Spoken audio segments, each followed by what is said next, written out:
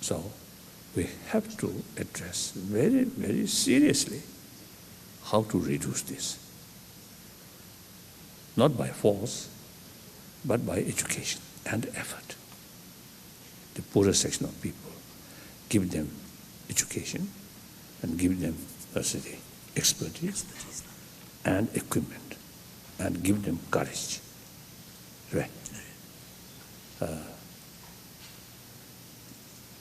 So in India also, one day, one family member, so someone who's come from Bombay to see me, and one lady, she told me she want to some blessing. Receive some blessing. Then I told her, I have nothing, so-called some blessing. I have no. I myself need blessing. Then you have the sort of potential to get blessing. That's your wealth. So some portion, without damage of your sort of capital, you see, utilize some money for education and health to some slums in Bombay city. Help them. That is the real sort of source of blessing. So that's the way you get blessing. So like that, those richer family, richer community provide because of that facilities, education, health, training, expertise, these things. Then mentally respect them. Show them your affection, your concern. Then mentally this gap reduces. Otherwise, poorer section of people, sometimes jealousy, more frustration transform anger transform violence.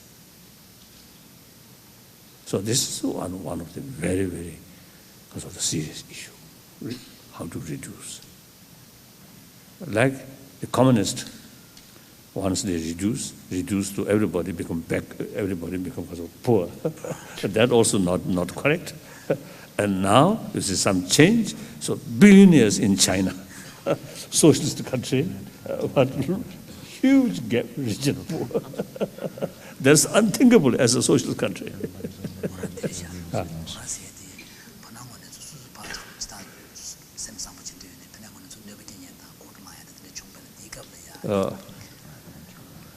Yes, that is true. In spite of your attitude reasonable, but the other side not do the same way. But then think. This is second think. Think more proper, more deeper way. If I retaliate, what result? Even things become worse. Then you practice tolerance. And in spite of their negative attitude, if you keep positive attitude, then there is much chance their attitude will change. If you take similar sort of attitude, tough or arrogant, then their attitude becoming more harder. So that may remain years. There's a Tibetan, among Tibetan, there's a tradition, although they consider something heroic sort of tradition. The grandparents' time was something, some quarrel. Then there are generations, whole generations, they keep that and then take opportunity. Once they have the opportunity, they revenge. That's foolish.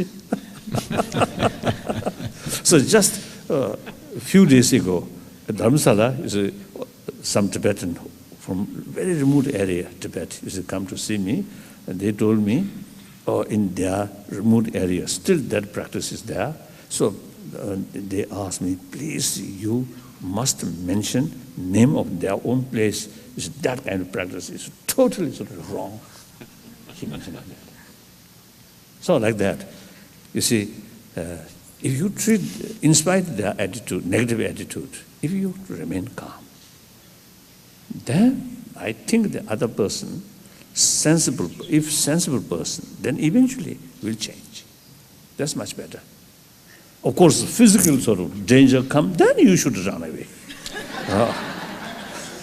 Isn't it? I often is telling people, if mad dog come, then you still say, patience, patience and compassion. That's foolish. Must run away.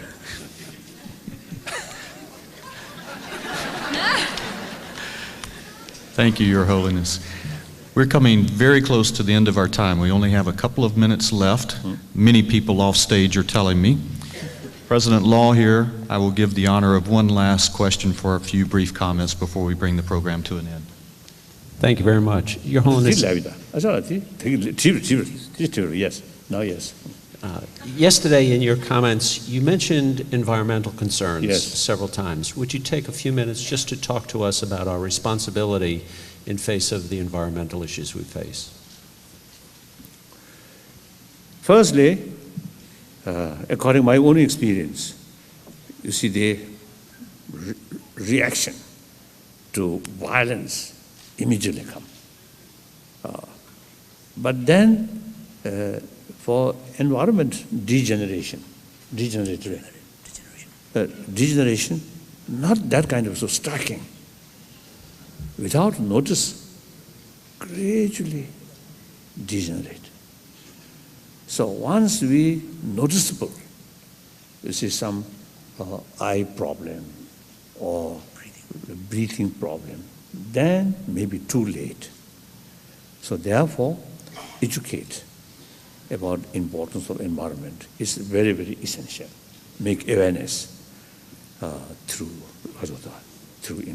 radio or through newspaper, through media, and also through education, like that.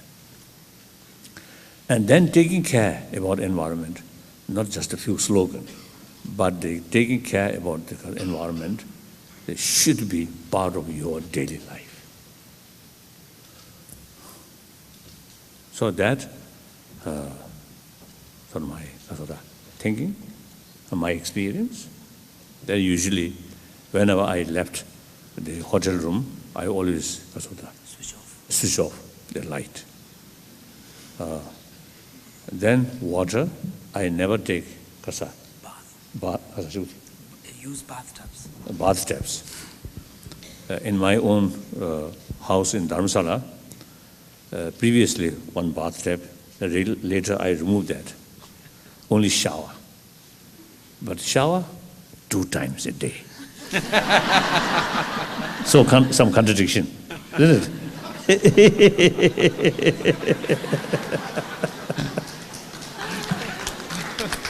Thank you, Your Holiness. And then I want to share, you see, about the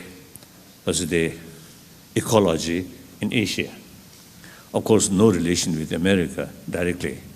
I think indirectly, maybe Tibet as a roof of the world, and some change that, and plateau that also see affect India's monsoon, and also in monsoon in China. So that way, indirectly, may have some connection with this part of the world. But at least in Asia, some Chinese ecologist, some academician, I saw, I think, 2 years ago, one Irish ecologist, one scientist. He showed me one article wrote by some Chinese academician. They describe Tibetan plateau as the third pole, because the affection to global warming as much as North Pole, South Pole, Tibet plateau, also very, very important factor. So he described Tibetan plateau, third pole.